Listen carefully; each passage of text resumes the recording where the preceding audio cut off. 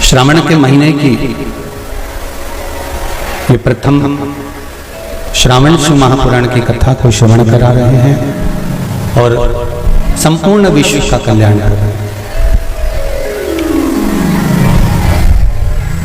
कथा के क्रम में जो गुरु पूर्णिमा महोत्सव चल रहा था, उस गुरु पूर्णिमा गुरु शिव महापुराण की कथा श्रवण कर रहे थे। अपन कथा विराम होकर जो अगला दिवस था गुरु पूर्णिमा का, उस दिन सभी लोग हजारों और लाखों की संख्या में कुबेरेश्वर धाम पधारे। बाबा देवरीदेव महादेव को शिवजी को अपना गुरु माना। वो गढ़दानी त्रिकालदर्शी कैलाशी को अपना गुरु बनाकर अपने जीवन का कल्याण किया। हजारों और लाखों की संख्या में गुरु भक्त यहाँ पहुंचे, शिव भक्त यहाँ पहुंचे। जब शाम का 7 बजे का भोजन बंद हो गया और 7 बजे का भोजन बंद होने के बाद सब लोग जब चले गए, तब रात्रि को 8:03 पर बहुत तेज आंधी और तूफान और पानी आया। बिजली की रफ्तार भी उतनी तेज थी, पानी की रफ्तार भी उतनी तेज थी और हवा की रफ्तार भी उतनी तेज थी। पर बाबा की कृपा, जितनी आंधी, जितना तूफान और जितना हवा और जितना पानी उस दिन गिरा, ऐसा कैसा ही पानी सीहोर नगर के इस कुबेरेश्वर धाम के आसपास जिस दिन से कथा चालू हुई उस दिन से लगातार, आपने भी अखबारों में और टीवी में देखा होगा, सभी जगह पर पानी, बिजली और हवा थी। एक बार बीच में हमने भी कथा में कहा था कि बाबा की कृपा से कुबेरेश्वर धाम में इतना पानी नहीं गिरा, पर आसपास के क्षेत्र में इतना पानी था कि गलियों में, कहीं बीच मार्ग पर, श्रवण बगीचे में कहीं पानी पानी भरा गया। बाबा ने पूरा 7 दिन खूब संभाल कर रखा। 8वें दिन भी लाखों लोग आए, खूब संभाल कर रखा। जब सब चले गए, लगभग 100-150 लोग यहाँ होंगे जो चारों तरफ थे। जो पंडाल नीचे गिरा हवा आंधी तूफान में, उसमें मात्र 12 लोग थे। ये शिव की कृपा है, ये शिव की कृपा। केवल 12 लोग, क्योंकि भोजन तो बंद हो गया था और भोजन का ही पंडाल था। 12 लोग में से 8 लोगों के हाथ पैर में चोट आई, जिनको हॉस्पिटल में भी भर्ती करा गया। बाबा की कृपा से सब लोगों के स्वास्थ्य ठीक रहे। 2 लोगों को भोपाल भी भेजा गया, उनको भी प्राइवेट हॉस्पिटल में भर्ती कर दिया गया। जो भोपाल में भर्ती थे, अब उनको हम वापस सीहोर लिया है बाबा की कृपा से। उसमें से 2 लोगों को उनके गांव वापस भेज दिया, क्योंकि वो ठीक हो गए थे और डॉक्टर की आज्ञा मानकर वो भी चले गए। प्रतिदिन हॉस्पिटल में मिलने जाना और प्रतिदिन सबसे मिलना। उस घटना में एक माँ आई हुई थी, वो भी शिव धाम में। जैसे आपको कहा था कि शंकर के लिए और राष्ट्र के लिए, भगवान की अविरल भक्ति के लिए और राष्ट्र के लिए जो अपने प्राणों को भी त्याग देता है, वो कभी मरता नहीं है, वो अमर हो जाता है। भगवान शिव के धाम के लिए मृत्यु तो निश्चित है। हम बार-बार कथा में कहते हैं कि मौत निश्चित है, मृत्यु तो आएगी। 7 ताले में बंद कर दिया गया था राजा परीक्षित को। उसके बाद भी अनार का जो रस जा रहा था, जिस गिलास में जा रहा था, उस गिलास की पैंदी में तक्षक नाग छुपकर चले गया था और उसने डस लिया। जन्म होता है, माता के गर्भ से जब नाल कटती है, नाल कटने के समय पर हमारी मृत्यु की तारीख निश्चित कर दी जाती है कि कितनी बजे, कितने क्षण, कितने पल, कितनी घड़ी और कौन स्थान पर जाकर हमारे प्राण छूटेंगे। मृत्यु आई, बाथरूम से बाहर निकले, पांव फिसल गया, मर गए, एक मौत वो भी होती है। एक एक्सीडेंट हुआ उसमें मर गए, एक मौत वो भी होती है। और एक मेरे अमरनाथ, केदारनाथ, बद्रीनाथ, वैष्णो देवी आदि तीर्थों में कभी कभी ऐसी घटनाएं घट जाती हैं, तीर्थ स्थान पर ऐसी घटना घट जाती है जहां जीव के प्राण चले जाते हैं, तो वो फिर जन्म नहीं ले पाते, परमात्मा की शरणागति को प्राप्त कर लेते हैं। ये अमर तत्व में मृत्यु तो आना है, चाहे आज हम हो चाहे तुम हो। कोई अमरगति खाकर जन्मना नहीं है, मृत्यु निश्चित है, आएगी। पर भगवान का भजन करते करते, राम नाम, कृष्ण नाम, शिव नाम लेते लेते हमारे प्राण जब जाएं, भगवान की अविरल भक्ति में जब हमारे प्राण जाएं, तो समझ लो कि ये भगवान की हमको दिया गया अंतिम जन्म है। और इस जन्म के बाद अब हमारा कोई जन्म नहीं, अब हम उस परमात्मा की शरणागति में जाकर पहुंच गए। ओगड़दानी, त्रिकालदर्शी, कैलाशी, अविनाशी शिव, भूत भावन, जिनकी पावन कथा का रसतत्व हम ग्रहण कर। श्रावण शिव महापुराण की कथा है। आपको कथा में कहा था कि श्रावण के महीने में मेरे देव आदिदेव महादेव की दुगनी भक्ति, मतलब एक लोटा जल नहीं, कितना, 2 लोटा जल शिव को समर्पित करते। जा रहे हैं सब, 2 लोटा जल बाबा को समर्पित कर। मेरे भोले तेरा सहारा है, मेरी नैया का तू किनारा है। श्रावण शिव महापुराण की कथा में गंगा और पार्वती की मूल तत्वता, जैसे श्रावण का महीना आता है तो गंगा मैया और पार्वती मैया, ये दोनों सृष्टि के भार जब भगवान शंकर पर आ जाता है 4 महीने तक, जिसको हमारे यहाँ चतुर्मास कहा, तो ये 4 महीना जब चतुर्मास का आता है तो सृष्टि का संपूर्ण भार मेरे देवादिदेव महादेव पर है। और देवादिदेव महादेव पर जब सृष्टि का भार आता है तो केवल अकेले महादेव इस भार को नहीं उठाता, इस भार को उठाने के लिए गंगा और माता पार्वती भी उनके नजदीक में आकर खड़ी हो जाती है।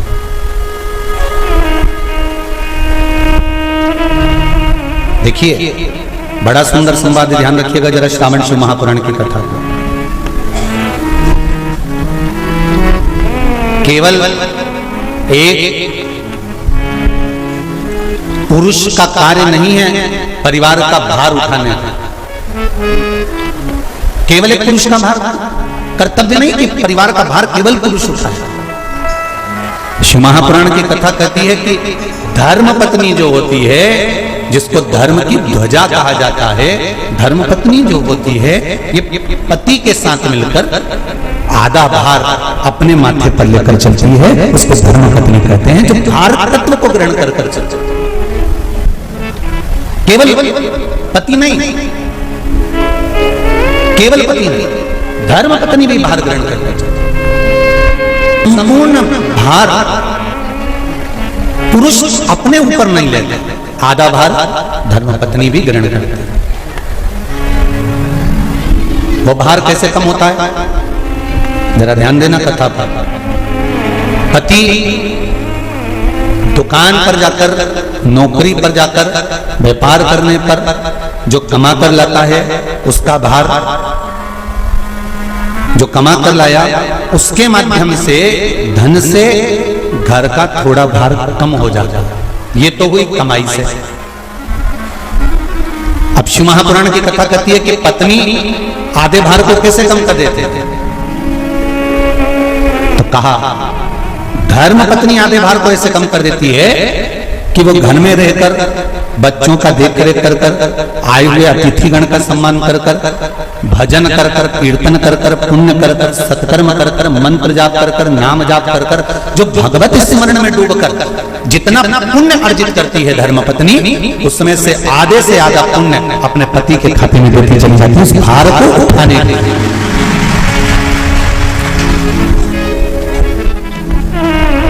उस भार को उठाने में आधे से ज्यादा भार धर्मपत्नी अपने व्रत, अनुष्ठान, मंत्र, साधना, तप, उपवास आदि के माध्यम से काट लेता। एक बात और याद रखिएगा, श्रावण के महीने में सारे व्रत आते हैं बहुत सुंदर सुंदर। छोटी तीज का व्रत भी अभी आ जाता है, बड़ी तीज का व्रत भी आ जाता है। दुबे जी, छोटी तीज भी आएगी, बड़ी तीज भी आएगी, और अच्छे से अच्छे व्रतों का क्रम रामकिशोर जी बीच बीच में श्रावण, भादो, कुमार, कार्तिक में आते रहते। ये 4 महीना जो व्रत आते हैं, इन व्रतों की मूलता क्यों कही गई है? ये सारे व्रत चतुर्मास के अंतर्गत ही आते हैं, इन व्रत को बाद में भी आ जाना चाहिए, पर नहीं, मूल जो व्रत हैं, पूजन है, अनुष्ठान है, देवी देवताओं के जो पूजन के भाव बताए, वही चतुर्मास में बताए। इसका कारण क्या है? क्यों चतुर्मास के व्रत की महत्वता होती है? तो कहा इस चातुर्मास के अंतर्गत स्त्री, नारी जो व्रत धारण करती है, हाथों में चूड़ा पहनना, पाँव में पायल पहनना, महाबूर लगाना, मेहंदी लगाना, ये जितने छोटी तीज, बड़ी तीज और अन्य तीजों आएंगे, त्योहार आएंगे चतुर्मास में, माताएं हरतालिका तीज हुई, छोटी तीज, बड़ी तीज हुई, भादों के कोई व्रत हुए, अनुष्ठान हुए, छठ हुई, पूजन, जो भी माताएं पूजन करेंगी उसके अनुसार वो हाथों में, शरीर पर 16 श्रृंगार धारण करती हैं, बहुत सारे श्रृंगार धारण करती हैं, और श्रृंगार धारण करने के साथ साथ माताएं अखंड सौभाग्य की वस्तुएं भी इन तीज त्योहार पर दान करती हैं।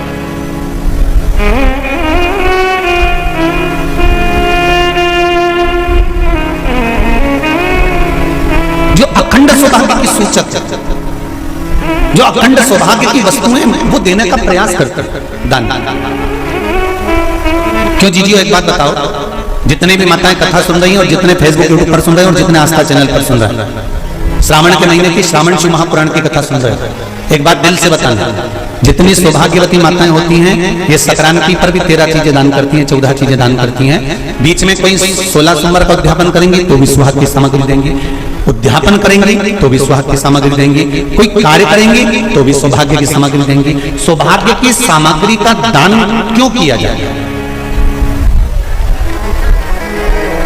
सौभाग्य सूचक वस्तुओं का दान क्यों किया जाए? सौभाग्य की वस्तुएं क्यों प्रदान करी जाती है, क्यों दी जाती है? उसका कारण क्या है?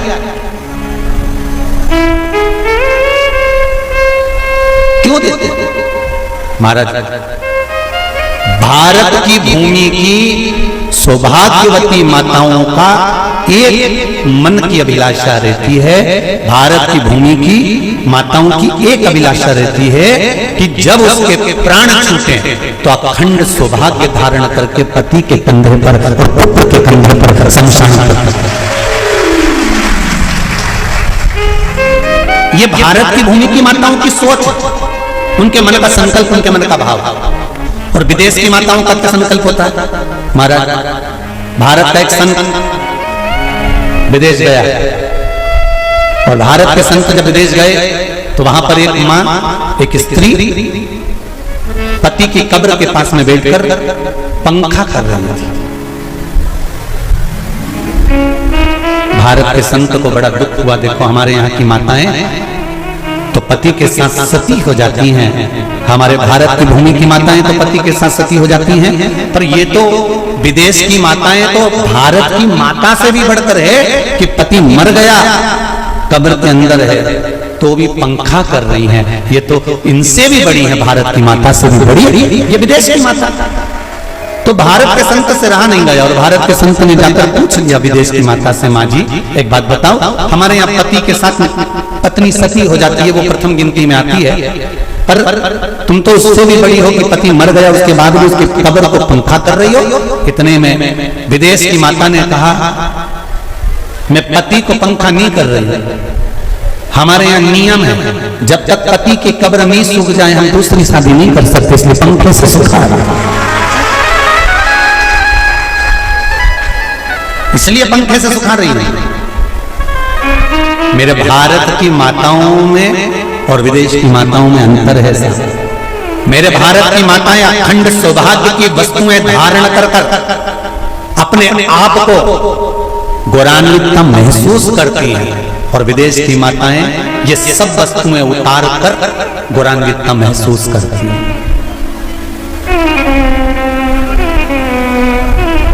क्यों देते हैं चूड़ी का दान, क्यों देते हैं बिंदी का दान, क्यों देते हैं अखंड सौभाग्य का दान? किस महाराज? मेरे हाथों में भर भर के चूड़ी रहे, मेरे हाथों में भर भर के चूड़ी, और मैया कोई कामना मेरे मस्तक पे चमकती चूनर रहे, मेरे मस्तक पे चमकती चूनर रहे, और मैया कोई कामना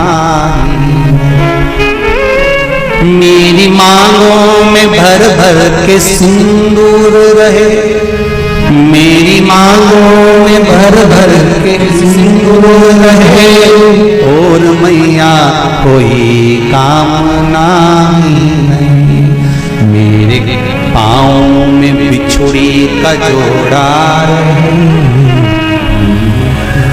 एक बिछुड़ी नहीं, कितनी? 2, 3, 4, 5, एक एक पाँव में जोड़े से बिछुड़ी होना चाहिए, केवल एक नहीं, सिंगल नहीं।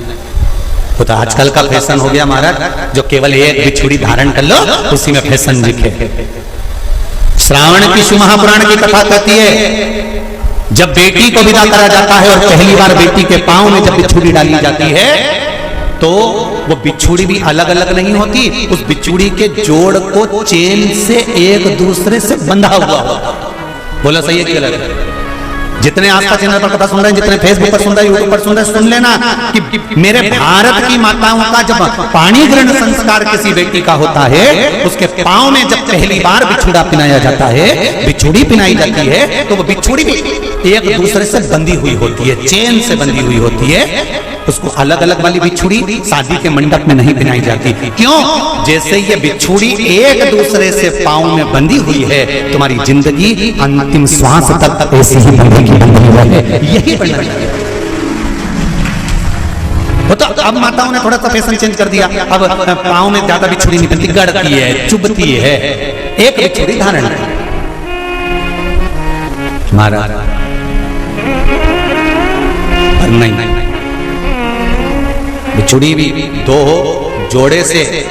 हमारी माताएं, भारत की भूमि की जो माताएं हैं, ये चूड़ी भी हाथ में पहनती है तो जोड़े से पहनती है। बोलो जैसा सही है कि गलत है? एक अकेली चूड़ी माताएं हाथ में धारण नहीं करती हैं। अगर भारत की भूमि की संस्कारित माताएं हैं और भारत की भूमि की सभ्यता और संस्कृति को जानती है, तो अकेली चूड़ी नहीं, जोड़े की चूड़ी पहनेगी, 2 चूड़ा डालेगी, 4 डालेगी, 12 डालेगी, पर सिंगल नहीं, अकेले। और सरल भाषा में समझ लो, हमारे यहां ठेले पर लेने जाओ तो जो केले अपन खाते हैं वो भी सिंगल नहीं देते, उसको भी जोड़े से दिया जाता है। 2 दूं की, 12 दूं की, आधी दर्जन दूं की, 1 दर्जन। अब अंदाजा लगाइए, हमारे यहां देने का भी एक भाव है। श्रावण के महीने की शिव महापुराण की कथा, जिसका नाम है श्रावण शिव महापुराण की कथा, ये कहती है कि पार्वती जी ने और गंगा जी ने ये चतुर्मास में जितना सौभाग्य का दान दिया है, उनके बराबर दुनिया का कोई व्यक्ति इतना सौभाग्य का दान नहीं दे सकता, जो माता गंगा और पार्वती दोनों दान दे रहे,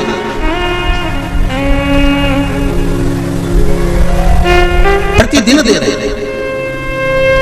और अब तो फैशन आ गया, तुम लोगों को जो सौभाग्य का दान देते हो प्लास्टिक की डलिया में देते हो, पर एक एक पुराण को उठाकर देख लेना, एक एक अध्यापन को उठाकर देख लेना, जितनी तुम कथा तुम्हारे घर में छोटी छोटी कथाओं की पोथियां पढ़ी हो, उनको उठाकर देख लेना। उसमें नहीं लिखा कि प्लास्टिक की डलिया में सौभाग्य की वस्तु का दान दिया जाता है, उसमें लिखा है बांस की पिटारी में, बांस की डलिया में सौभाग्य की वस्तुओं का दान दिया गया।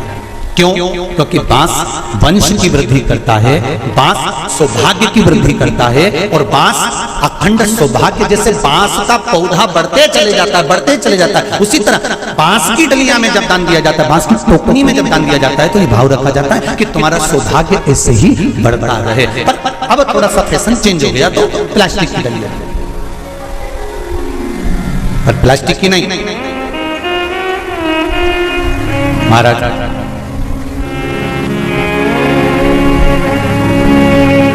शिव तत्व की ओर चल चल शंभु शरणे पड़ी मांगू घड़ी रे घड़ी दुख काटो दया करी तो गंगा मैया और पार्वती मैया चतुर्मास के अंतर्गत जो त्योहार पड़ता है, चतुर्मास के अंतर्गत जो व्रत पड़ते हैं, ये किसी दूसरे के नहीं है। तीज का व्रत माता पार्वती का, छठ का व्रत माता पार्वती का, चतुर्थी का व्रत माता पार्वती का, ये सारे व्रतों की शुरुआत गंगा और पार्वती ने अपने बल से। बोलो हर हर महादेव। ये अपने बल से बनाना, अपने बल से।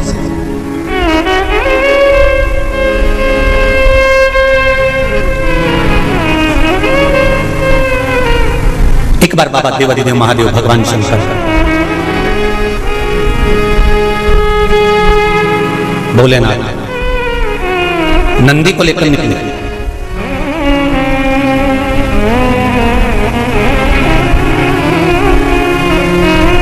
और नंदी को लेकर जब भोलेनाथ जी चले, बीच मार्ग में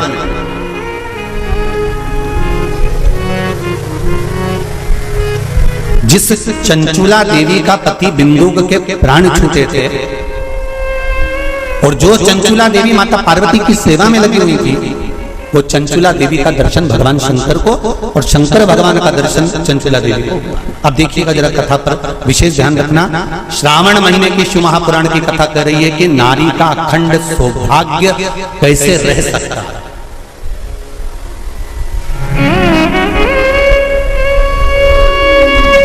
अपने घर के बच्चों को, अपने घर की बेटियों को, बेटों को, अपने घर की बहुओं को, अपने परिवार को कैसे एकजुट कर कर एक साधना में रखा जा सकता है, वो शिव महापुराण।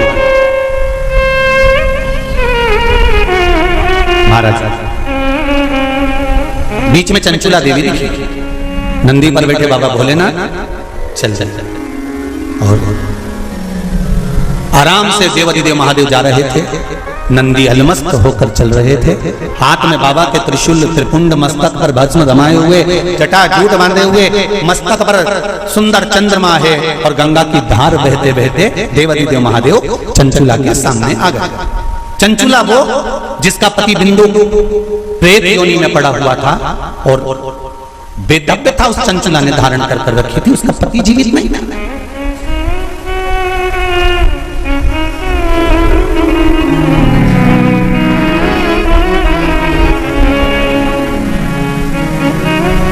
हाथ जोड़े चंचुला देवी ने और निवेदन करा, महाराज शंकर भगवान की पुराण तुम्हारे सम्मुख में है, भले आस्था चैनल पर कथा सुन रहे हो, फेसबुक यूट्यूब पर सुन रहे हो, चाहे एक वरेश्वर बाबा की पावन धरा पर ऑनलाइन शिव महापुराण की कथा को श्रवण कर, जहां बैठकर सुन रहे हो वहां दिल से बाबा से अपने मन की बात इस मंत्र को बोलने के बाद अवश्य कह देना चाहिए, उससे विनती अवश्य करना चाहिए। तेरा ही दिया मैंने काया किया तेरा शुक्रिया है, तेरा शुक्रिया है। दिल से कहो, हम तेरे भरोसे पर कथा सुन रहे हैं, हम तेरे सहारे सुन रहे हैं, और तुझे साधना है, और ये साधता भी वही है, कोई दूसरा नहीं साध सकता। महाराज तलवार के घाव को सुई पर निकाल देता है, वो मेरा शंकर ही हो सकता है, इसके सिवाय कोई दूसरा नहीं। तलवार के घाव को अगर सुई पर निकाल रहा है तो वो शिव है।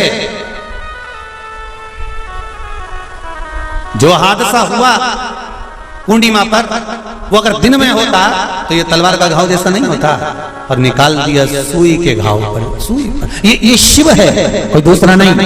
ये शंकर है, कोई दूसरा नहीं। वो कुबेरेश्वर महादेव है, साधारण नहीं हो सकता। भक्ति अविरल हो,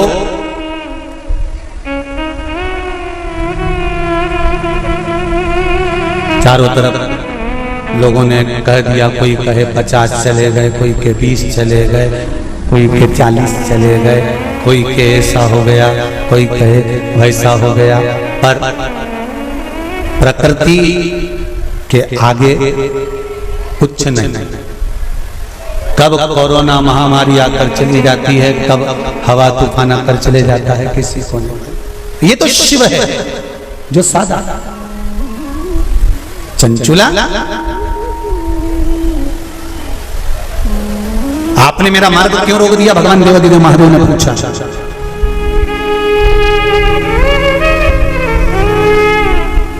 आपने मेरा मार्ग क्यों रोका है? इस मार्ग को रोकने का कारण क्या है? किस लिए रोका है?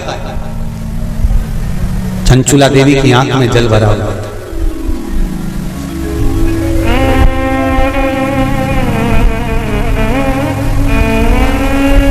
मैं बेधब्य हो गई हूं। चंचुला देवी कहती हैं, मेरे पति के धाम को मुझे वापस जाना है। जिस लोक में मेरा पति रहता है मुझे उस लोक में जाना है। शंकर भगवान ने एक बात बड़ी सुंदर कही चंचुला देवी को, आपको मालूम है? चंचुला,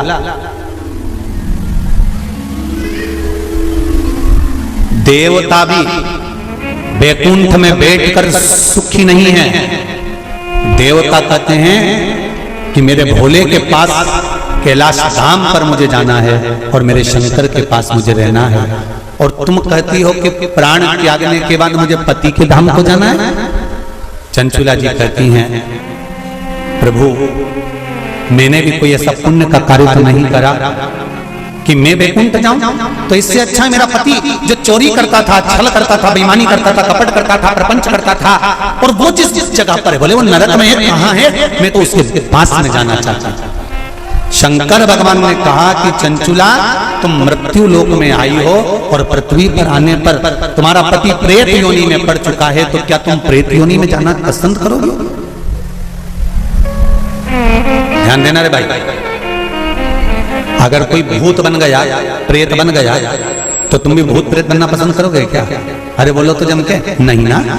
तुम क्या करना पसंद करोगे कि अगर कोई भूल से भी भूत बन गया है, प्रेत बन गया है, शिव महापुराण की कथा कहती है अगर बिंदु का प्रेत योनि में चला गया है तो तुम्हारा फर्ज है, अगर परिवार का कोई सदस्य अगर प्रेत योनि में पड़ा हुआ है तो उस प्रेत योनि से मुक्त कराकर परमात्मा के चरणों में जाकर रख देना, ये परिवार के सदस्य का कर्तव्य बनता है।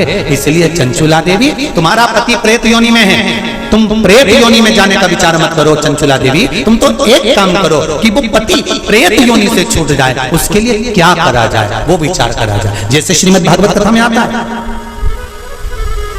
आत्मदेव नाम का ब्राह्मण जिसके घर में संतान नहीं, पुत्र हुआ, धुंधकारी नाम रखा सखी के घर से लेकर। धुंधकारी के प्राण छूटे, प्रेत योनि में चले गया। गौकर्ण को मालूम पड़ा कि मेरा भाई प्रेत योनि में पहुंच गया है, तो गौकर्ण ने तर्पण आदि क्रिया करना प्रारंभ करी, भजन करना प्रारंभ करा, कीर्तन करना प्रारंभ करा, स्मरण करना प्रारंभ करा, मंत्र जाप करना प्रारंभ करा। और गौकर्ण ने उस मंत्र जाप के बल पर, उस भागवत कथा के बल पर, भगवान के बल पर, भगवत भजन के बल पर अपने भाई को प्रेत योनि से मुक्त करा दिया। एक बात आपको पहले भी कथा में कही है, आज फिर कर है। शिव महापुराण की कथा सुनकर जो जहां से निकल कर जाता है उस जगह पर जितनी जीवात्माएं कहीं एक्सीडेंट में, कहीं गर्भ में, कहीं कैसे ना कैसे शांत हो जाती हैं, वो जीवात्माओं पर हमारे शरीर की तरंग जब लगती है, जो कथा सुनकर जाता है, उसके शरीर की मात्र जो हवा लगती है, छूकर जाने वाली हवा, उसके द्वारा भी कोई प्रेत योनि में पड़ा हुआ होता है तो उसकी मुक्ति हो जाती है, ऐसी शिव महापुराण, उसका भी मोक्ष हो जाता है। इसलिए नीलमुक्तेश्वर महादेव मंदिर उज्जैनी में लिखा हुआ है कि शिव महापुराण एक पीढ़ी को या 7 पीढ़ी को नहीं तारती। शिव महापुराण की कथा 71 पीढ़ी को तार देती है, वो शंकर की पावन कथा है। ये साधन नहीं, शिव महापुराण की कथा सुनकर जाते जाते जाते जाते जिस मार्ग में जितने जीव हैं उनका कल्याण।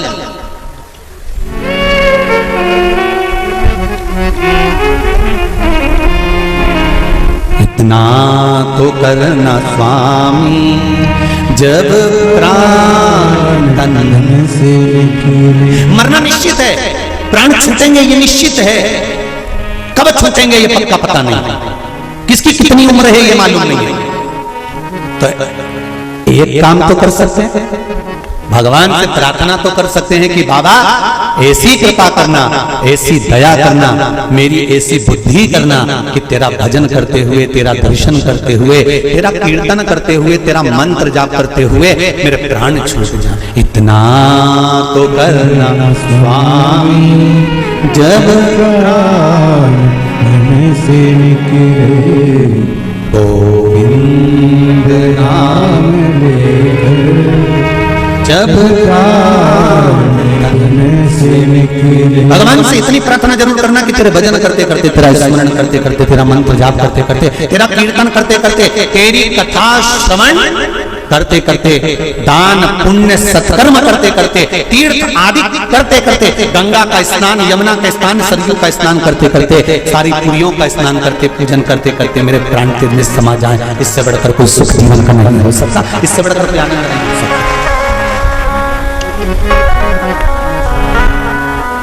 पलंग पे मत पटक जाता भोलेनाथ, कोई शरीर में ऐसा रोग मत दे देना कि बार बार बार बार बार बार शरीर को फाड़ा जा रहा है, काटा जा रहा है, बार बार। ये निकालो जांच के लिए मुंबई पहुंचाओ, ये निकालो जांच के लिए दिल्ली पहुंचाओ, ये निकालो जांच के लिए पुणे पहुंचाओ, जांच के लिए चेन्नई पहुंचाओ। ऐसा शरीर मत कर देना कि शरीर को काट काट काट काट और पलंग पर पड़ा हुआ है, सड़ रहा है और जा नहीं रहा। बाबा इतनी कृपा कर देना, पलंग पर मत पटकना, चलते फिरते तेरा भजन करते करते तेरे धाम को चली जाऊं, इससे बढ़कर कोई सुख नहीं होगा। तेरे धाम को चली जाऊं, इससे बड़ा जाना निश्चित, पर तेरे भजन के बल पर।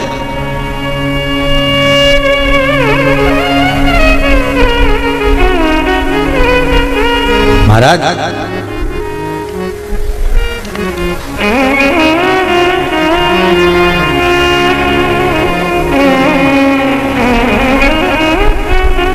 चंचुला देवी से भगवान शंकर कह रहे हैं कि तुम कहती हो कि मेरे प्राण छूटकर मैं पति लोक में जाऊं, जहां पर मेरा पति रह रहा है।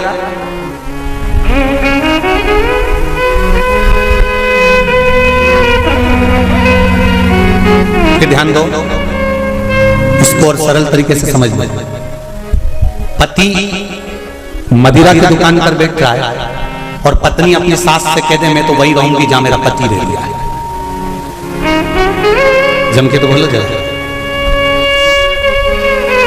जहां मेरा पति दे रहा मैं तुम्हारा रहूंगा। पति मदिरा की दुकान पर बैठा है, मदिरा का नशा कर रहा है, तो क्या पत्नी माजा का नशा करेगी? अरे बोलो जम के, नहीं। शिव महापुराण का यह संवाद याद रखना, शंकर भगवान चंचुला देवी से कर रहे हैं पति के लोक नहीं, पति अगर प्रेत योनि में पड़ा है तो उस योनि से छुड़ाकर शिव लोक में पति को लेकर आ और खुद भी शंकर की शरणागति ग्रहण कर ले। पत्नी धर्म पत्नी वो होती, धर्म पत्नी वो होती।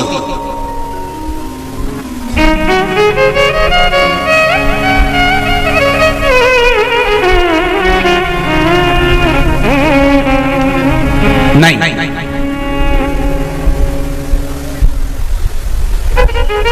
तुम अगर मदिरा की दुकान पर बैठोगे तो मैं भी बैठूंगा, तुम जुआ खेलोगे तो मैं भी खेलूंगा, तुम वैश्यावृत्ति करोगे तो मैं भी करूंगा। ये धर्म पत्नी का तरीका नहीं है। धर्म पत्नी का तरीका है कि पति अगर मदिरा की दुकान पर बैठा है तो तू कुछ ऐसा कर्म कर जिसके बल पर तेरा पति मदिरा की दुकान छोड़ दे, वो अलग मदिरा पीना ही छोड़ दे, वहां से छुड़ाकर अच्छे कर्म की ओर।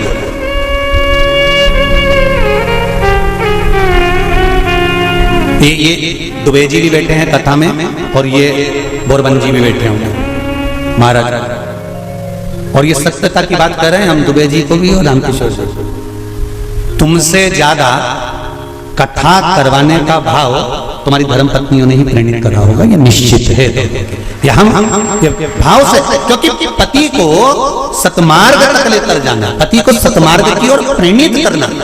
और आज भी कमी नहीं है, सावन का महीना चल रहा है, आज भी जितने लोग आस्था चैनल पर कथा सुन रहे हैं, फेसबुक पर कथा सुन रहे हैं, मेरा विश्वास करता है कि घर की माताएं, घर की धर्म पत्नियां अपने पति से एक बार तो कहती होंगी, सुनो जी सावन का महीना चल रहा है, आज अपनी छुट्टी है, एक काम करते हैं 2 लोटा पानी लेते हैं और ले जाकर समर्पित कर देते हैं। सुनो आज छुट्टी है, एक बेलपत्र बाबा को चढ़ा देते हैं, आज छुट्टी है, एक काम करते हैं, हो सकता है सोमवार के दिन हमको ऑफिस जाना पड़े, हो सकता है सोमवार के दिन हमारा वर्किंग डे रहे, इसलिए एक काम करते हैं, रविवार आ रहा है, शनिवार आ रहा है, कोई छुट्टी का दिन आ रहा है, अपन एक काम करते हैं शंकर का अभिषेक करवा लेते हैं, किसी ब्राह्मण को घर में बुलाएं, शिव जी का अनुष्ठान करवा लें, शंकर का अभिषेक करवा लें, पूजन करवा लेते हैं, एक काम करते हैं, चलो अपन शिव के धाम चलते हैं। ये धर्म पत्नी अपने पति को प्रेरणा देकर कहीं ना कहीं सतमार्ग की ओर जोड़ देती है, उसको धर्म पत्नी करते। वो तो कहीं कहीं की ऐसी जगदम्बा होती है, पति अगर गलत भी करता है ना तो वो कभी नहीं कहती कि तुमने गलत काम कर रखा, क्योंकि वो सोचती नहीं ना, वो तो अच्छा है। मेरे माता पिता ने शादी कर दी तुम्हारे साथ, तुम मदिरा की दुकान पर बैठे हो कि वेश्यावृत्ति कर रहे हो कि मांसाहार कर रहे हो कि क्या कर रहे हो, उसको कोई मतलब नहीं, वो तो लगी, उसे कोई मतलब नहीं कि ये कहां जा रहा है कि क्या कर रहा है। पर जो दिल से चाहता है, धर्म पत्नी अगर पति को हृदय से, उसका नाम ही धर्म पत्नी है, हमने पत्नी नहीं बोला, हम धर्म पत्नी कर, धर्म पत्नी होगी। पति अगर गलत कर रहा होगा तो उसको मार्ग से खींच कर लेकर,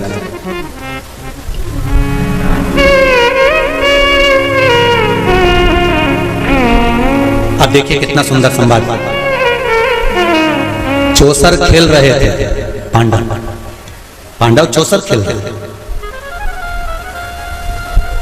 द्रौपदी से पूछा गया, क्यों द्रौपदी तुम्हारे पति जुआ खेल रहे थे और तुमने उसको मार्ग नहीं दिखाया, सतमार्ग नहीं बताया, तुम धर्म पत्नी हो द्रौपदी, सतियों की गिनती में आता है तुम्हारा नाम, और तुम तुम्हारे पतियों को गलत मार्ग से निकाल कर नहीं लाई। द्रौपदी कहने लगी, मुझे तो मालूम ही नहीं था, पहली बात तो ये कि मैं अंदर केस सुलझा रही थी, जब मेरे केश पकड़कर खींच कर लाया गया और भरी सभा में लाकर खड़ा करा गया, तब मुझे मालूम पड़ा कि मेरे पति चौसर खेल रहे हैं, जुआ खेल रहे हैं, और मैंने हाथ जोड़कर निवेदन करा, तुम ये क्या कर रहे हो, तुम ये क्या कर रहे हो। आज भी नियम है महाराज, कोई मदिरा पान में डूबा है, कोई वेश्यावृत्ति में डूबा है, कोई मांसाहार में डूबा है, कोई गलत काम में जुए आदि में डूबा हुआ है, तुम छुड़ा कर रह गए कि मत जा मत कर, तुम छुड़ा कर रह गए। तो शिव महापुराण का एक बड़ा सुंदर भाव वर्णन करा गया, बड़ा सुंदर महाराज। शमी के 5 पत्ते,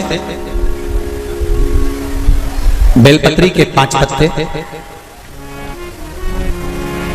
बेर के 5 पत्ते, क्या क्या चीज है जरा जम के बोलो। शमी के 5 पत्ते, बेर के 5 पत्ते और बेलपत्री के 5 पत्ते। महाराज श्रावण महीने की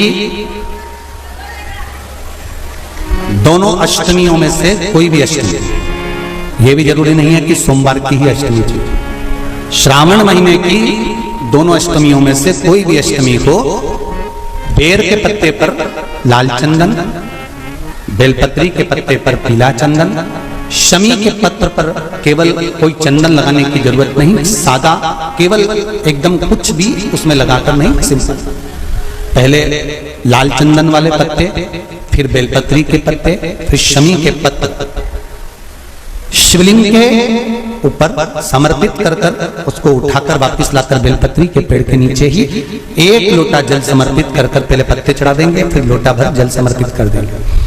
उसी चढ़े हुए पत्तों में से 5 बेलपत्र को लेकर अपने घर जा रहे, और अवधूतेश्वर महादेव कौन से महादेव?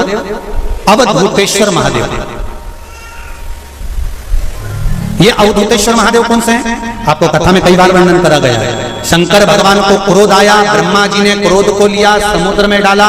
उस रूप को क्रोध का एक रूप था, क्योंकि जो मदिरा पान करने वाले होते हैं, व्यसन करने वाले होते हैं, गलत काम करने वाले होते हैं, इनको सुधार करे जाओ। जितना तुम समझाओगे ये उतना कबूल होंगे। तुम बच्चों से कहोगे गलत लड़के के साथ रहना मत रहे, तो और ज्यादा क्रोध करेगा, और चिड़चिड़ करेगा, और अपशब्द कहेगा। तो ये क्रोध को संयमित कर अवधूतेश्वर महादेव।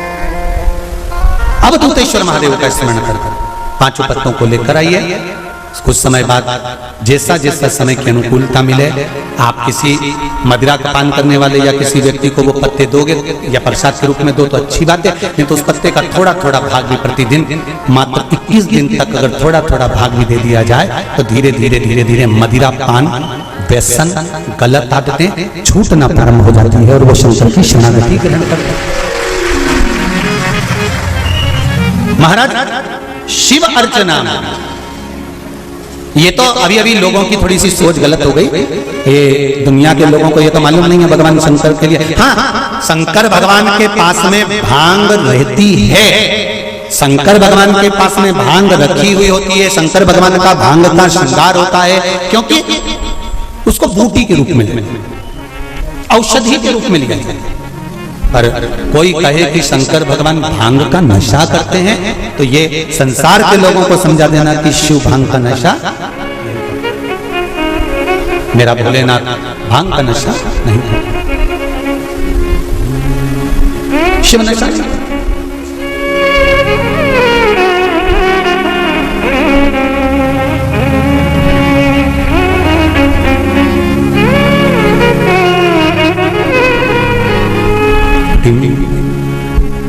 महाराज शिव भांग का नशा, शंकर औघड़ी,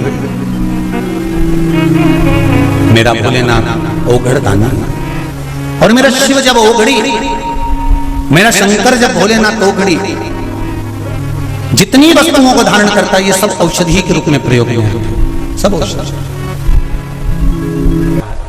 भगवान शंकर का अनुमोदन कर रहा है, स्मरण कर रहा है। कथा कहती है यदि गलत मार्ग पर पति गया है तो उसको सत मार्ग पर लेकर आ, सत मार्ग की ओर लाने का प्रयास कर। चंचुला देवी, आपका पति प्रेत योनि में पड़ा हुआ है और आप कहती हो कि प्रेत योनि में मुझे जाना है, पति के लोक में मुझे जाना है, ये श्रेष्ठ नहीं। गलत मार्ग पर कोई चला गया है तो उसको सत मार्ग पर खींच कर लाने का काम किसका है? जम के बोलो जरा। धर्म पत्नी का है कि अगर पति गलत मार्ग पर चले गया तो उसको खींच कर लिया।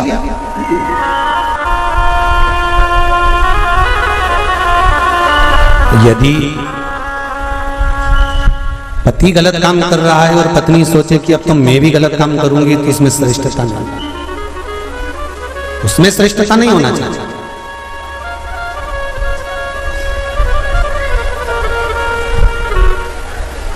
अब मेरे उघड़दानी मेरे भोलेनाथ ने कहा, चंचुला तुम्हारा पति प्रेत योनि में पड़ा हुआ है, केवल एक धर्म पत्नी ऐसी होती है जो पति को प्रेत योनि से भी छुड़वा सकती है। श्रावण शिव महापुराण की कथा बड़े ध्यान से सुनना मेरी जीजियों, स्मरण करिएगा जरा कि धर्म पत्नी में वो बल होता है कि पति को प्रेत योनि से भी छुड़ाकर बाहर कर सकती है। धर्म पत्नी, धर्म पत्नी। अब चंचुला देवी ने पूछा मैं क्या करूं?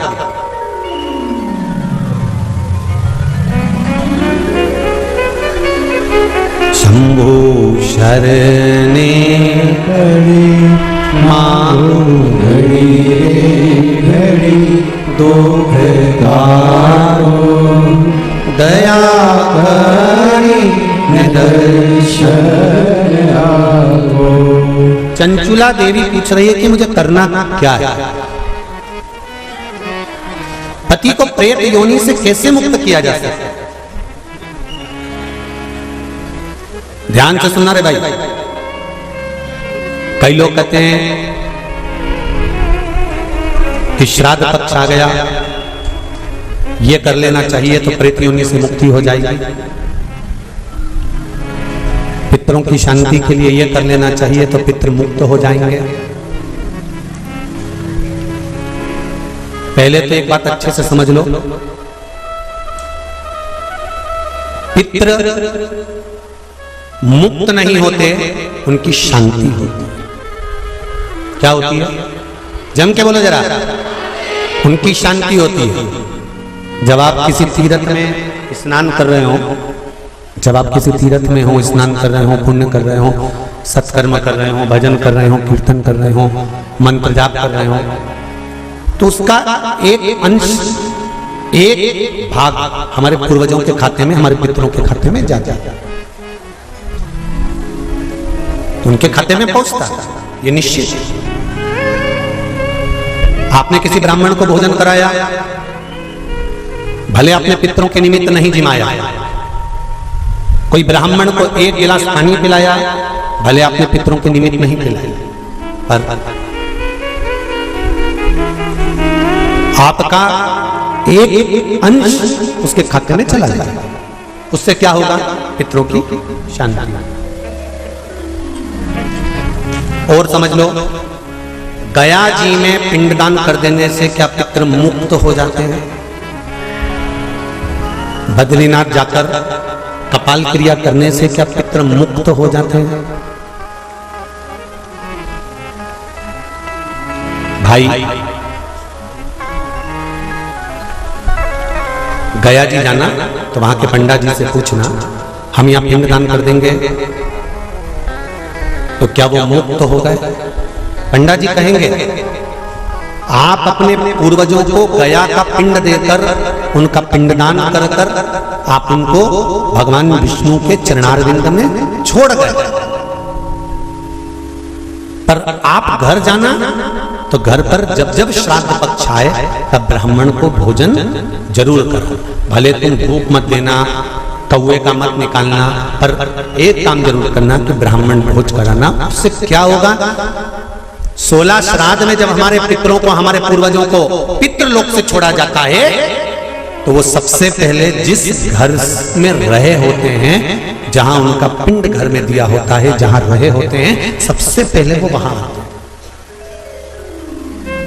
सबसे पहले वहां आएंगे।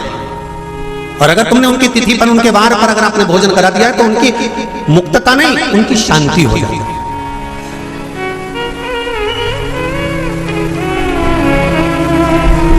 पितरों की मुक्ति कैसे है? उनकी मुक्तता कैसे है? प्रेत योनि की मुक्तता कैसे है? तो कहा, जैसे भगवान का नाम लेने वाला व्यक्ति दूसरा जन्म नहीं पाता, उसी तरह भगवान का जो भजन करते हैं, कीर्तन करते हैं, मंत्र जाप करते हैं, या शिव महापुराण की कथा, राम कथा, भागवत कथा, विष्णु पुराण आदि आदि जितनी भी पुराण हम श्रवण करते हैं, हमारे श्रवण करने का एक भाग हमारे पितरों के खाते में जाता है, तो उस कथा के फल से उनकी मुक्ति हो जाती है। उनकी कथा के फल से मुक्तता। प्रेत योनि से मुक्त हो गया धुंधकारी, बिंदुक प्रेत योनि से मुक्त हो गया। काय से हुआ? शंकर का स्मरण, शिव महापुराण की कथा का रसतत्व ग्रहण करना, राम कथा, भागवत कथा का मात्र स्मरण करने से उससे मुक्त था।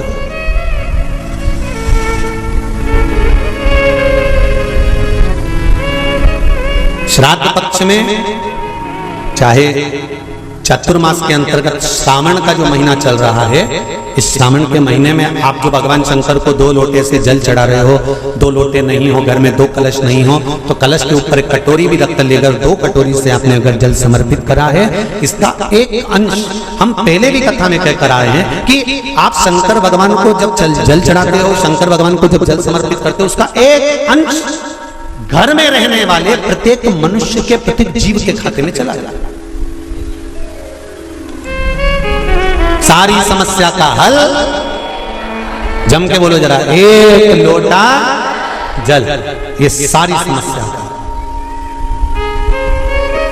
भगवान शिव कह रहे हैं चंचुला तुम प्रेत योनि में मत जाओ, अपने पति को प्रेत योनि से खींचकर कैलाश धाम लेकर आ जाओ।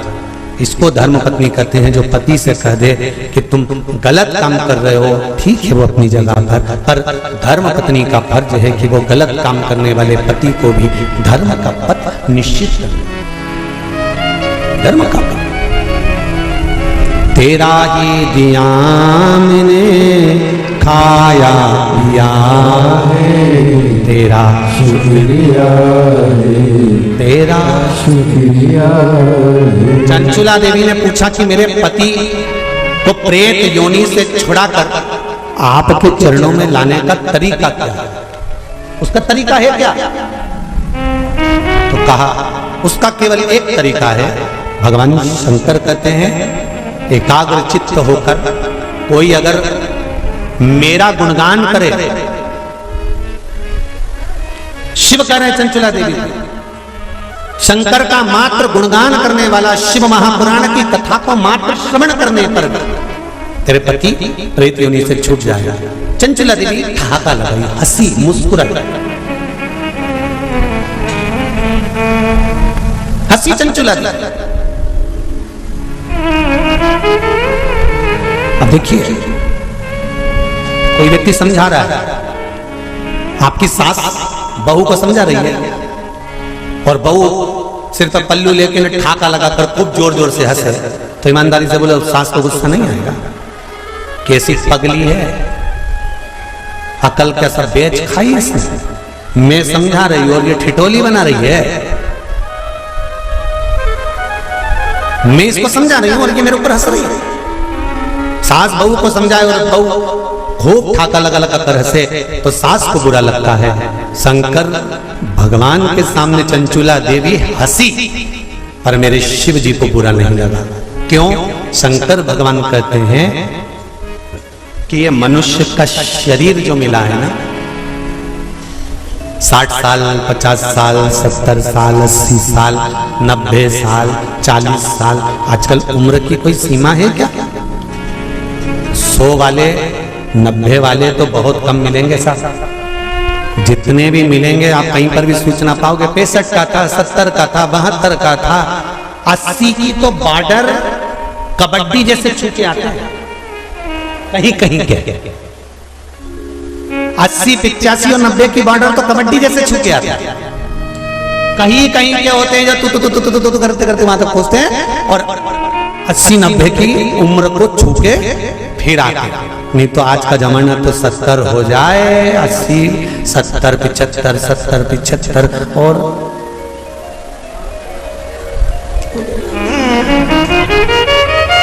और बीच में कोरोना जैसा आ गया तो फिर तो 75 भी जाने दे। 35 40 42 45 और अभी भी देखो आप देखिएगा जो कोरोना महामारी में जो बुढ़े बुढ़े लोग हैं ना, कई बुजुर्ग लोग आज भी सेफ हैं और उन्हीं के पड़ोस में रहने वाला कोई 35 साल का, कोई 40 साल का, कोई 45 साल का, कोई 50 साल का, उन्हीं के पड़ोस में रहने वाले। और कई कई बूढ़ी बूढ़ी माताएं तो आज भी कह देती हैं भगवान हमको उठा देता, इनको बेचारे को बचा देता। भगवान भी मन में सोच रहे डोकरी को कौन ले जाए। अरे भाई हंसते हंसते मृत्यु भी उसकी आती है जो शंकर का उपासक होता है, भगवान का भजन करने वाला है। हंसते हंसते मृत्यु भी उसी की आती है जो शिव का उपासक है। नहीं तो इंजेक्शन बॉटल और शरीर सड़ रहा है, पड़ा है। बउओं ने 4 बार गोबर लीप के गीता जी सुना के नीचे सुला दिया, 3 बार गंगा जल भी पिला दिया, पर डोकरी फिर बोली चाय लिया, तो पीते से उसका कर तो फिर उठते रहे।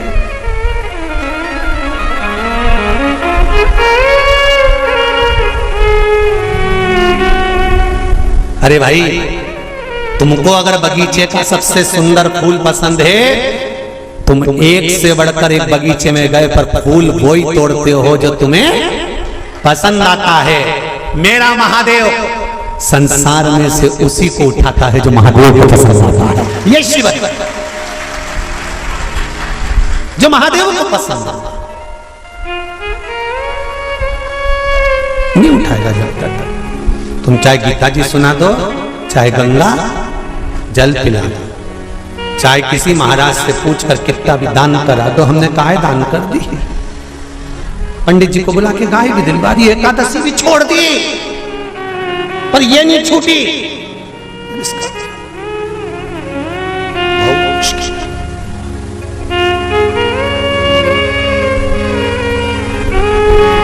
चंचुला ने ठहाका लगा दिया, नंदी पर मेरे भोलेनाथ है, मेरे शंकर नंदी पर विराजमान। और जो चंचुला देवी हंसी ना, शंकर जी प्रसन्न होगा।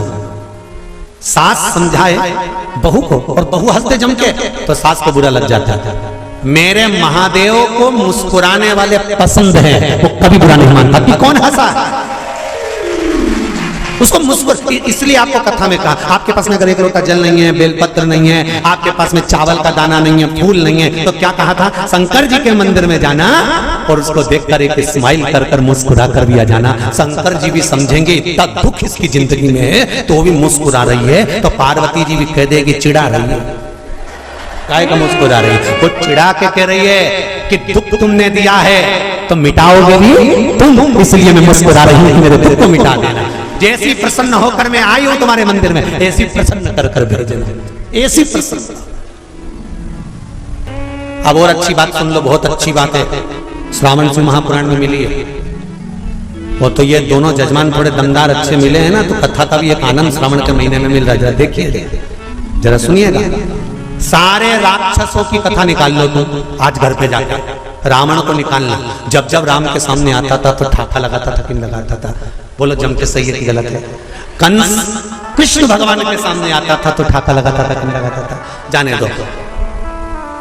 पूतना, तृणावत, अघासुर, बकासुर, इनको भी, और जितने जितने जितने जितने तुम राक्षस निकाल सकते हो, तारकासुर, भस्मासुर, रावण, ये जितने जितने असुर हुए इन सब को देख लो। भस्मासुर, ये सब, और भी तुम जितने सीरियल निकाल सकते हो, नाटक, उनमें देखना। देवी मैया रक्त बीज को मारने जा रही है, रक्त बीज हसन। महिषासुर को मारने जा रही है, महिषासुर हसन। एक दो बार तो माता देवी मैया को भी थोड़ा टेंशन हुआ कि मैं इसको मारने जा रही है, हंस क्यों रहा है? रावण मरने जा रहा था और मुस्कुरा रहा था, हंस रहा था, ठहाका लगा था।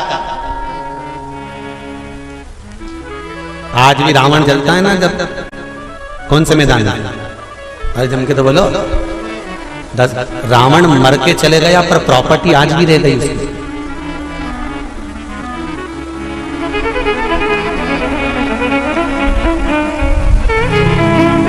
रावण चला गया था पर पूरे भारत में प्रॉपर्टी आज भी रावण के नाम से है। तुम्हारे जिस नगर से तुम आए हो वहां पे आज भी मैदान का नाम, जरा जम के बोलो, दशहरा मैदान। तुम्हारे यहाँ राम जी की प्रॉपर्टी, राम जी को सिद्ध करने में सालों लग गए थे, अयोध्या मेरी है। और रावण लंका में रहने के बाद भी भारत में के चले गए, दशहरा मैदान मेरा। तुम्हारे नगर में कोई राम मैदान है? अरे बोलो तो जम। कृष्ण मैदान है?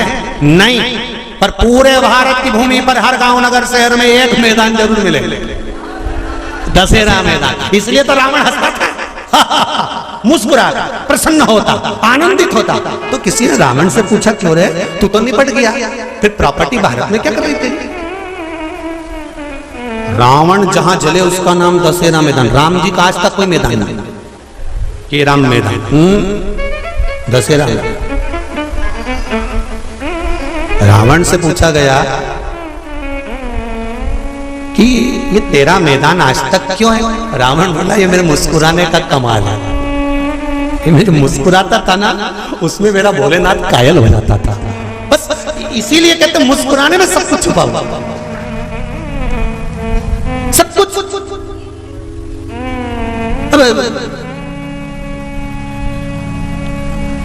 पहले हमारी आदत थी, हम सीहोर में अगर कोई शांत भी हो जाता था तो उनके यहाँ जाते थे, तो उनकी बहुएं रोती थी ना, तो वो हमको देख के चुप हो जाती थी। उनको मालूम है अगली कथा में बोल देगा, तो बहुएं चुप हो जाती है हमको देख के। उनकी डिजाइन नहीं तो कई बहुएं ऐसी अल्लाह अल्लाह के रोती थी, सांस मर जाए तो खूब अल्लाह अल्लाह के रोए, ऐसी रोए।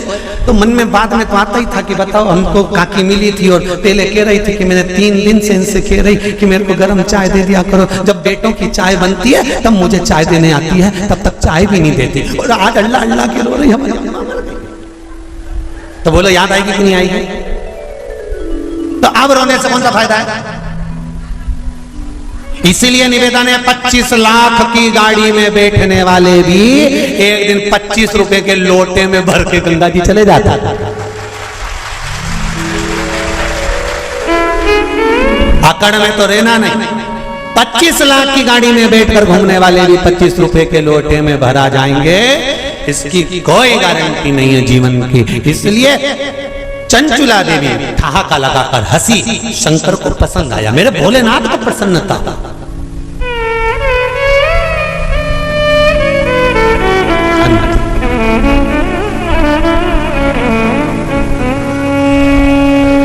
मृत्यु की घड़ी में मौत तुम्हारे सामने खड़ी है और तुम्हारे चेहरे पर स्माइल होगी ना, तो यमराज भी टेंशन में आ जाएगा कि ये हंस क्यों रही है। तुम रास्ते से निकल कर जाओ, एक प्रैक्टिकल छोटा सा करके देखना, तुम रास्ते से निकल कर जाओ, जाते जाते जाते जाते थोड़ा सा मुस्कुराकर चले जाओ, तो 4-6 दुकान वाले टेंशन में रहेंगे। बोलो सही है कि गलत? 4-6 दुकान वाले टेंशन में रहेंगे, हंसा क्यों, ये हंसा क्यों, ये हंसी क्यों, क्या काम है? मृत्यु की सैया पर प्राण छूट रहे और तुम्हारे मुस्कुराहट है, और मुस्कुराहट किस चीज की है? अंत समय प्रभु आना पड़ेगा, वचन दिया तो निभाना पड़ेगा, आए ना आए प्रभु कुटुंब कबीला, अंत समय भोले आना पड़ेगा। कोई आए ना आए, अंत समय पर मेरा महादेव आए, अंत समय पर। मृत्यु की घड़ी पर अगर मुस्कुरा भी रहे हो ना आखिरी में, तो यमराज को चिंता लग जाएगी।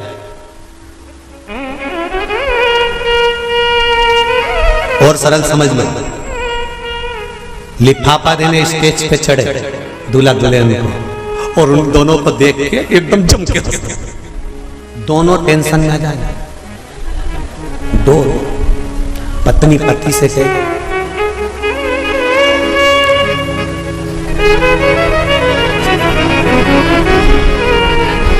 फिर पति भी कहेगा, फिर धीरे से काना पूछ लो, ये हंसा क्यों?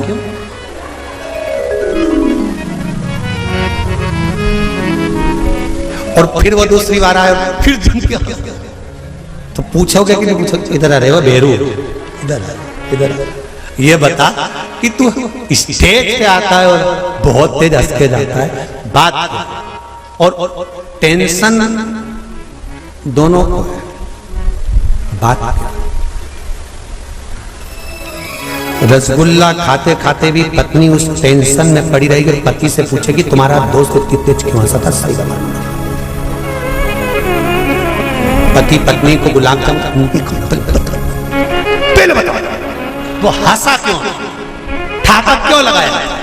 अंत समय में अगर चेहरे पर प्राण छूटते समय भी मुस्कुराहट होगी, तो यमराज भी शंकर जी के पास जाकर पूछेगा कि इस मुस्कुराहट का कारण क्या है। शंकर जी कह देंगे ये मेरा भक्त है, मुस्कुराता रहता है, इसके चेहरे पर स्माइल है, ये मुस्कुराता रहता है। मृत्यु तो आना है, निश्चित है, पर मौत में भी जो प्रसन्न रह गए, वो संत, वो साधु, वो सन्यासी, वो तपस्वी ही हो सकता है।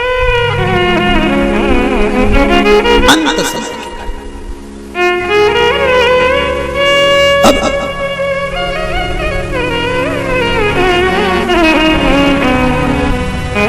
शिव जी को टेंशन नहीं हुआ, शंकर भगवान को बड़े प्रसन्न हुए। शिव जी ने सोचा मन में, इतना अच्छी बात है, आज चंचुला मुस्कुराई है, ठाका लगाकर हंसी है। चंचुला से पूछा तो क्यों हंसी है, तेरे हंसने का कारण क्या है? मुस्कुराने का कारण क्या है?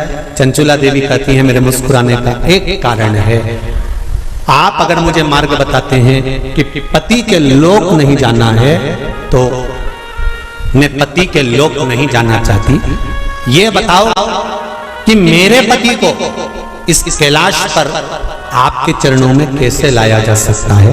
शंकर भगवान ने कहा मेरे पास लाने का सबसे सुंदर तरीका है भगवान की भक्ति में डूब जा, अर्थात जो तेरे हृदय में बैठा है, राम तुम्हारे हृदय में है तो राम की भक्ति करो, कृष्ण हृदय में बैठा है तो कृष्ण की भक्ति करो, माँ अंबिका तुम्हारे हृदय में बैठी है माता की भक्ति करो, और शंकर अगर तुम्हारे हृदय में बैठा है तो शिव की भक्ति करो। चंचुला देवी कहने लगी मैं कहाँ किसको ढूंढने जाऊंगी, वैकुंठ में भगवान विष्णु है, ब्रह्मलोक में ब्रह्मा है, इंद्रलोक में इंद्र है, पर पृथ्वी पर मृत्यु लोक में तो मेरा देव अधिदेव महादेव है, तो इसी से मेरा पाला है, तो इसी का नाम क्यों नहीं जपना?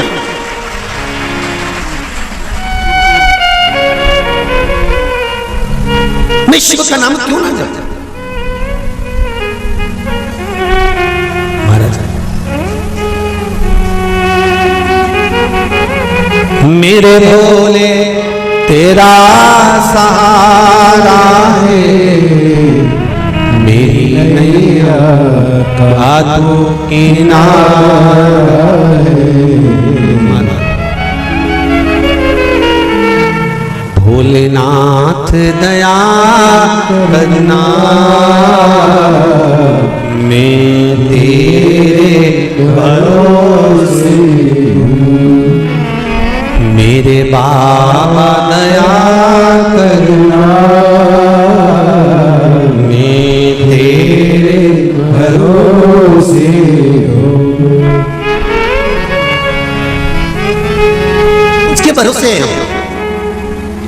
भाई कोई किसी का साथ नहीं देता, साथ देने वाला केवल एक होता है, वो देव अधिदेव महादेव, कोई साथ नहीं देगा।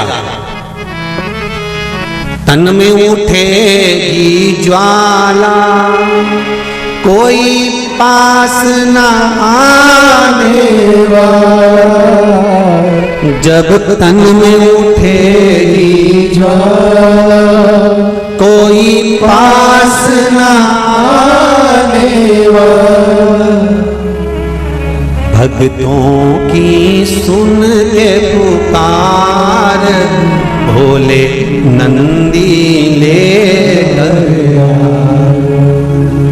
मेरे दीन बंधु भगवान नंदी पर चढ़े कर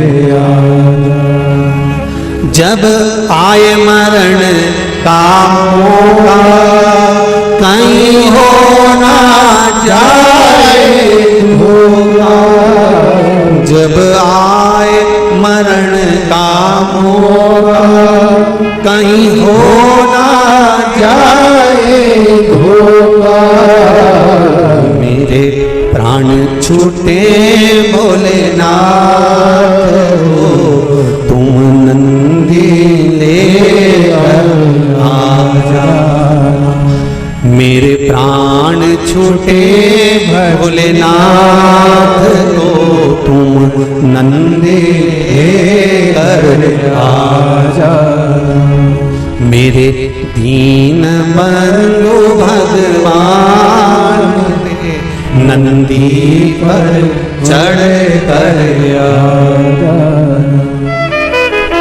जब आए मरण का मौका कहीं हो ना जाए होगा, जब आए मरण का मौका कहीं हो ना जाए होगा, मेरी सैया छूटे भोलेनाथ तो तुम नैया ले आना, मेरी सैया छूटे भोलेनाथ तो तुम नैया ले आना, मेरे दीन बंधु भगवान नंदी पर चढ़ कर आना, अंत समय कौन आने में, कौन पालेगा संबंध।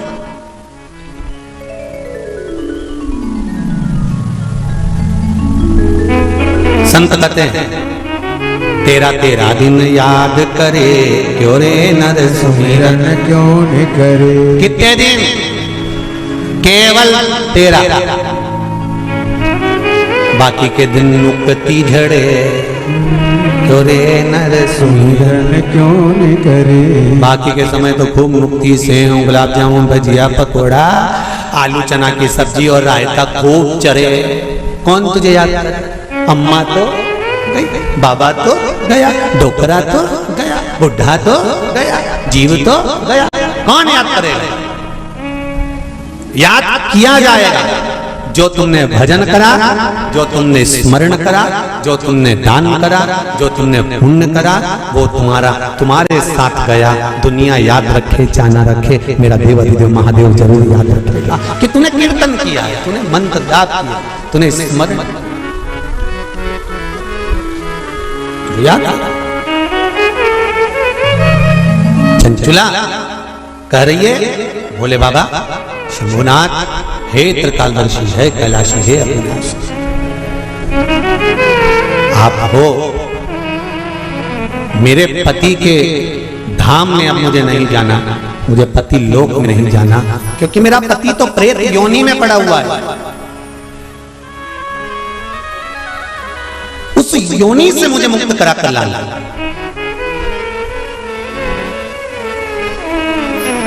उस योनि से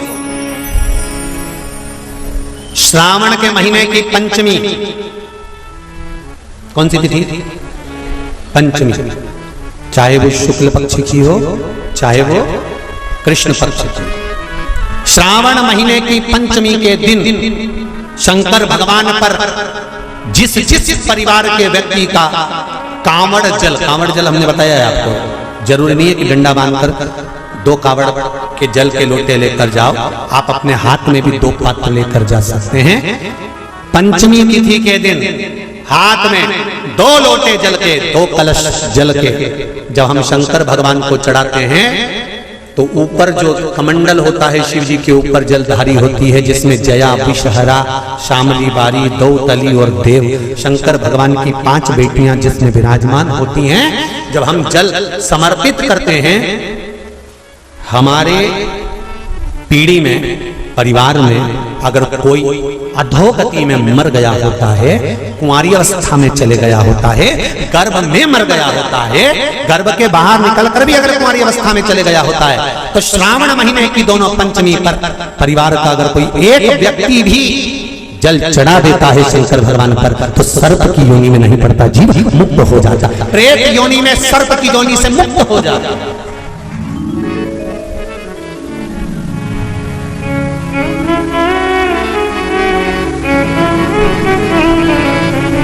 महाराज हमारे यहाँ सांपों की पूजन कौन से दिन होती है, कौन सी तिथि में करते हैं? जम के बोलो जरा। नाग पंचमी। नाग पंचमी का मतलब क्या है? सांपों की पूजन करो। नाग पंचमी का मतलब होता है शंकर जी के मंदिर में जाकर 1 लोटा जल समर्पित कर दो। उसका कारण क्या है कि हमारे परिवार में, हमारे कुटुंब में कोई 7 कुटुंब में, परिवार में कोई 7 पीढ़ी के अंतर्गत भी अगर कोई जीव तड़प रहा होता है, पड़ा हुआ होता है, उसकी मुक्ति नहीं होती है, तो पंचमी का चढ़ा हुआ जल उस जीव को प्राप्त हो जाता है और वो जीव तर जाता है, उसका फिर जन्म नहीं होता, वो तर, इसको मुक्तता कहता, इसको मोक्ष कहता।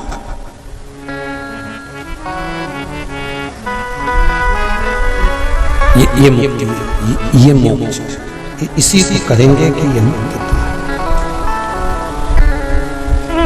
महाराज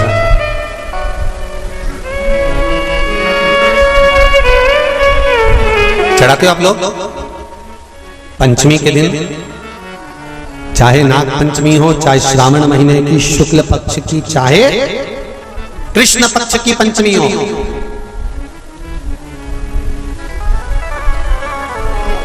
शिव जी पर जल चढ़ाया गया। और समझ लो अच्छे से, श्रावण महीने की पंचमी के दिन देवाधिदेव महादेव पर चढ़ाई गई शमी पत्र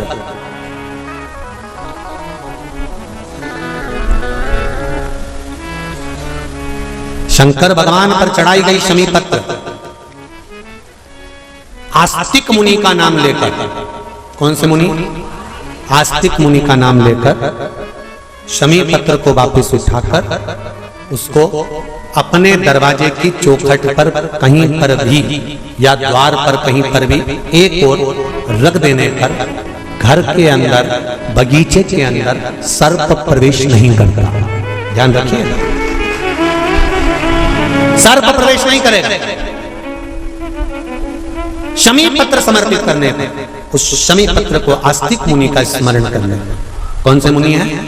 आस्तिक मुनि का स्मरण करने पर भीतर घर के अंदर बगीचे में सर्प भी प्रवेश नहीं। उस शमी पत्र में जया, विषहरा, शामली वारी, दौतली और देव, ये पांचों कन्याओं का भाव प्रकट हो जाता है और वो कन्याएं हमारे घर के द्वार की रक्षा करती हैं। तुम्हारे घर की बहन बेटी क्या करती है? तुम्हारे घर की बहन बेटियां क्या करती हैं? घर में बहन बेटी आती हैं तो बद्दुआ देकर नहीं जाती। घर में कन्याएं रहती हैं, बद्दुआ नहीं देती। घर की बेटियां जब दरवाजा छोड़कर शादी कर वाले दिन, विदाई के दिन अगर जाती भी हैं तो बेटियां हाथ में धान भरकर फेंक कर जाती हैं कि मेरा मायका वो फले फूले आगे बढ़े। छापे लगाकर चली जाती हैं कि हमने हमारी जीवन की सारी दौलत, जीवन का सारा सुख अपने मायके में दे दिया है। वो बेटियां तो जया, विषहरा, शामली वारी, दौतली, देव, ये उस घर में निवास करती हैं जिससे ये घर में हम रक्षा कर सकते, रक्षा कर सकते। श्रावण शिव महापुराण की कथा में, कल की कथा में एक वर्णन आएगा, उसको ध्यान से सुनिए।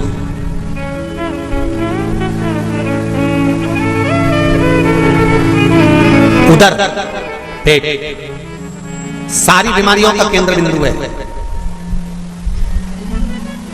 सारी बीमारियों का केंद्र बिंदु हमारा उदर।